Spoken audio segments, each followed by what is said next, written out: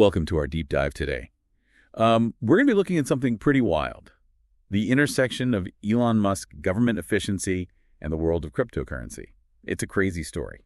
We've got news articles, analyses, even some FAQs to really break this down. So yeah, strap in, because you might just start seeing Dogecoin as more than just a meme.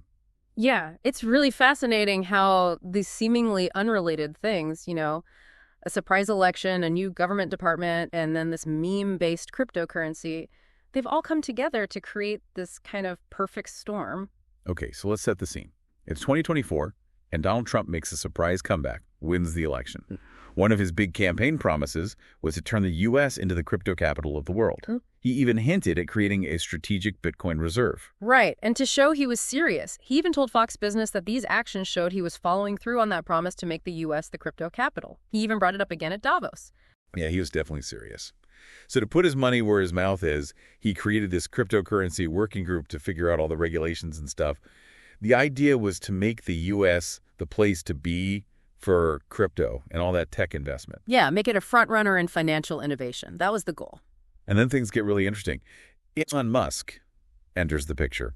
He gets appointed to lead this brand new department called the Department of Government Efficiency. DOGE for short. DOGE for short. Yeah, you heard that right. DOGE. And the goal of DOGE is pretty ambitious. They're tasked with cutting, get this, $2 trillion from U.S. government spending. $2 trillion. Yeah. That's not just cutting spending. That's like a whole government liposuction. Yeah. So how did Musk even get this job? It's not exactly his usual scene. Well, Howard Lutnick, he was the one running Trump's transition team, and then he became the Commerce Secretary. He was the one who chose Musk for this role. Talk about connections. Yes. Right? So we got Trump, the crypto enthusiast, and Musk leading this new DOGE department. Yes. It makes you wonder what kind of impact all this had on the crypto world, especially Dogecoin.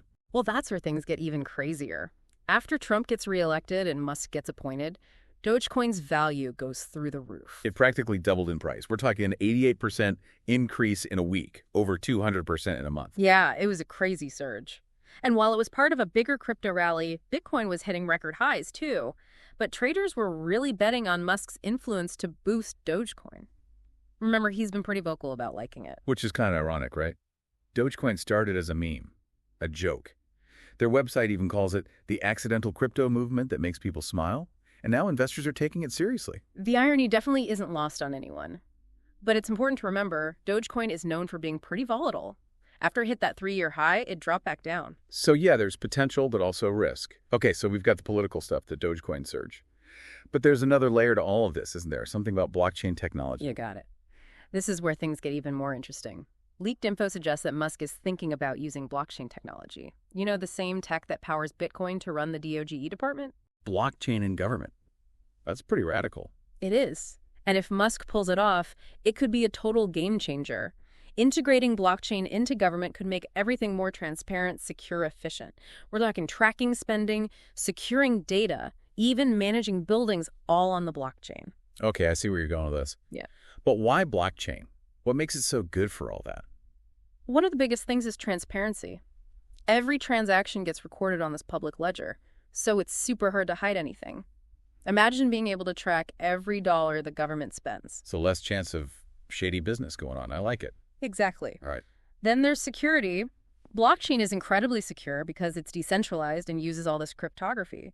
Government data would be way better protected from hacks and cyber attacks. And with all the worries about data security these days, that's a huge plus. Makes sense. Governments have tons of sensitive data, so that's a big deal. And on top of that, blockchain can make things more efficient. Streamline processes. Transactions can be automated, which saves time and money. Sounds good to me. Governments love saving money. So the potential is definitely there. But here's the big question. Which blockchain is Musk thinking of using? That's the mystery, right? Will he go with something that already exists, like Bitcoin, Ethereum, maybe even Dogecoins? Or could we see a whole new blockchain made just for the DOGE department? A government-backed blockchain. Now that would be something. It's definitely possible. Remember Musk's messed around with blockchain before? He wanted to add it to X, his social media platform. Didn't go through with it, but he was thinking about it. This is getting pretty wild. Yeah. We started with an election, then Dogecoin going crazy, and now we're talking about blockchain running the U.S. government? Yeah. Feels like a sci-fi movie. It does, doesn't it? But this is real life. This is the future happening right now. So where do we go from here? What's the next chapter in this crazy story? To really get what all this means, we need to zoom out, look at the bigger picture. Okay, let's do it. What's the big picture here? What are the long-term implications of all this Musk's DOGE project, all this talk about blockchain? What does it all mean? We need to think about the ripple effects. If Musk makes this blockchain thing work in the government, it could change how people see cryptocurrency. So other governments might follow suit. Exactly. Think about it. Governments all over the world using blockchain to do their thing. That's what we're talking about. That would be a huge shift. It would. And then there's Dogecoin. Could it become more than just a meme coin if it gets used by the government? From joke to government infrastructure? Who would have thought? It's something to think about. If the DOGE department's success is tied to Dogecoin, whether it's using its blockchain or just making it more popular, it could really change its place in the crypto world. Okay, so let's recap. We've got Trump, loving crypto Musk, with his ambitious DOGE project, Dogecoin going nuts, and the potential for blockchain to revolutionize government. It's a lot to take in, I know, but it's also super exciting. We're seeing technology, finance, and politics all coming together in a way that could completely change the world. And this is just the beginning. Who knows what's coming next? It's crazy to think how fast things are changing. But before we get too ahead of ourselves, I'm kind of curious about how we even got here. This whole thing, it's not just about the tech. It's about like a fundamental shift in how we think about government, you know? Totally. It's interesting to look back at how people used to see crypto. Before Trump won again, it was a real mixed bag. The early adopters, the tech people, they were all excited about blockchain and all that decentralized finance stuff. But I'm guessing the establishment wasn't so thrilled. Oh, yeah. Traditional institutions, they were skeptical, even scared. Governments were especially worried about money laundering, tax evasion, all that.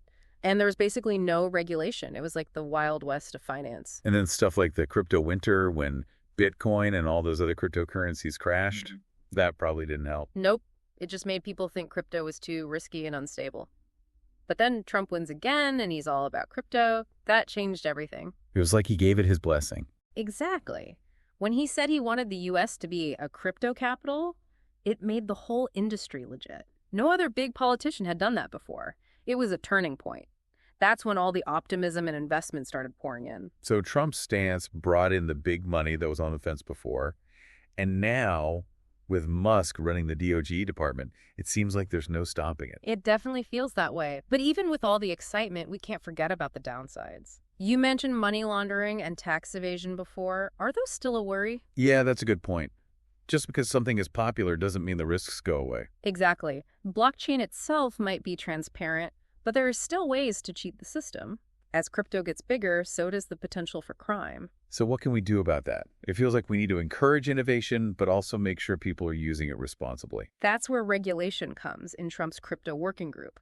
They have to figure out how to balance those two things. It's a tough job, but super important. So it's not just about the tech. It's also about the rules and ethics. Exactly. So switching gears a little, I'm curious about what Musk actually has planned for this DOGE department. We talked about blockchain, but what other tricks does he have up his sleeve? From what I've read, the details are still secret. But knowing Musk, I bet he'll be all about data. You know, making decisions based on data and automating everything. He's all about efficiency and cutting through red tape. So less bureaucracy, more action. A lot of people like that idea. Totally. And don't forget, the goal is to cut $2 trillion. That's huge. It's going to take some serious out-of-the-box thinking. It's definitely ambitious. Some people even say it's impossible. But if anyone can do it, it might be Musk. I mean, look at what he did with Tesla and SpaceX. He doesn't exactly set small goals. True. He's all about pushing the limits. But let's zoom out for a second. We've talked about what this could mean for the U.S., but what about the rest of the world? If this works, could other countries do the same thing? No, that's where things get really interesting. If the DOGE department actually hits its goals, it could change how governments all over the world work. We might see everyone adopting blockchain, trying to modernize their systems. So the U.S. could be the model for how governments change in the digital age. Exactly. And that would have huge effects on the global economy, politics, even society. We're talking about a whole new way of governing. It's crazy to think that a conversation about Dogecoin could lead to a discussion about the future of global governance. That's the beauty of deep dives. They take you to unexpected places. But let's not get too caught up in the big picture. With all this talk about blockchain and government efficiency, we can't forget about the people. How will these changes affect their everyday lives? That's a really important question. We can see the potential benefits, the transparency, the security, the efficiency. But what about the potential problems? Well, one thing is accessibility. Blockchain can be complicated, especially if you're not tech savvy. We need to make sure everyone has the tools and knowledge to use it. We can't leave anyone behind. It's like bridging the digital divide, but on a whole new level. Exactly.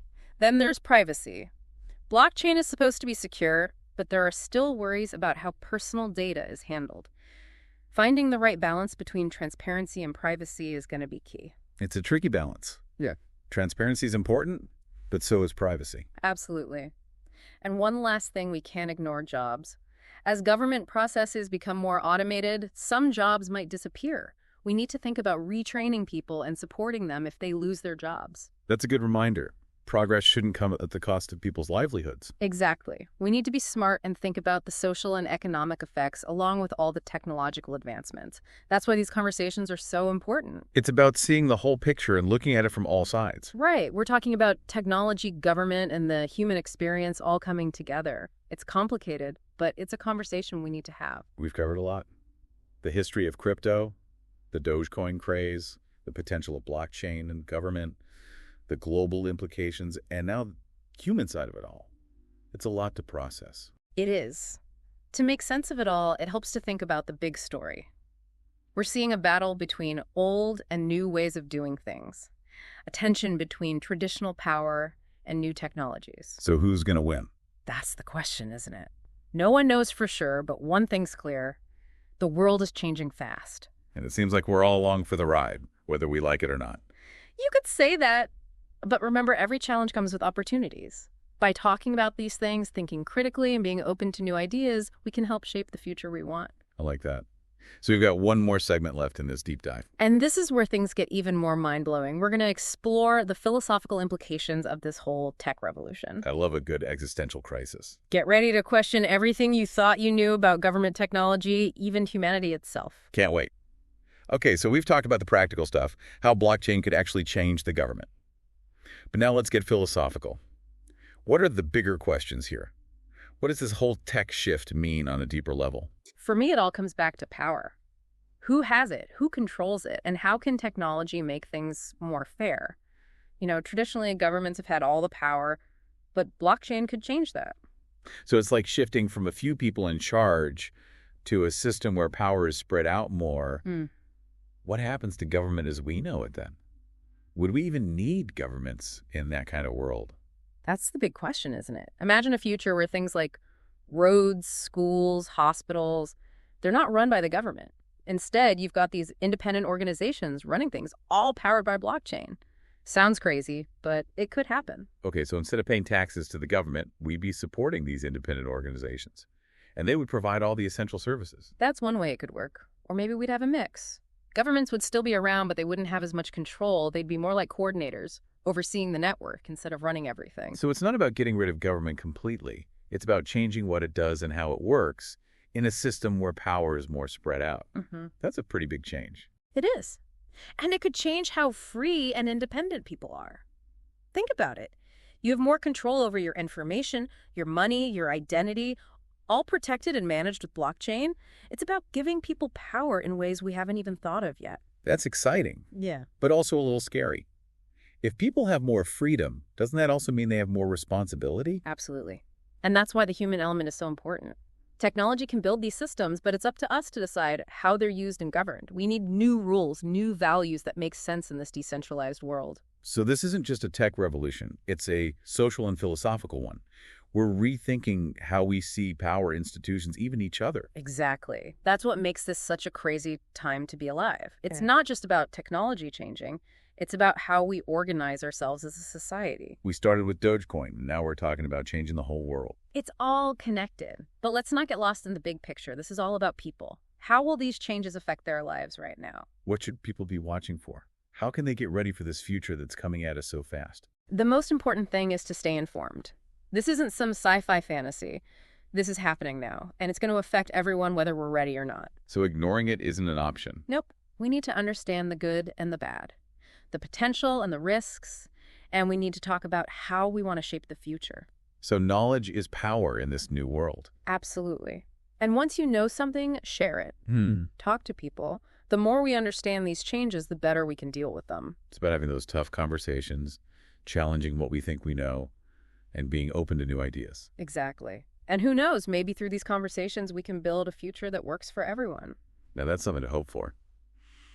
So as we wrap up this deep dive, what's the one thing you want our listeners to remember? Things are changing faster than ever. There are amazing opportunities, but also a lot of uncertainty. But if we stay curious, think critically, and are willing to adapt, we can handle anything and create a future that's fair, just, and fulfilling for everyone. Well said. Huh. And on that note, we'll bring this deep dive to a close. Thanks for joining us on this journey of exploration and discovery. Keep exploring, keep asking questions, and keep pushing the limits of what's possible. See you next time.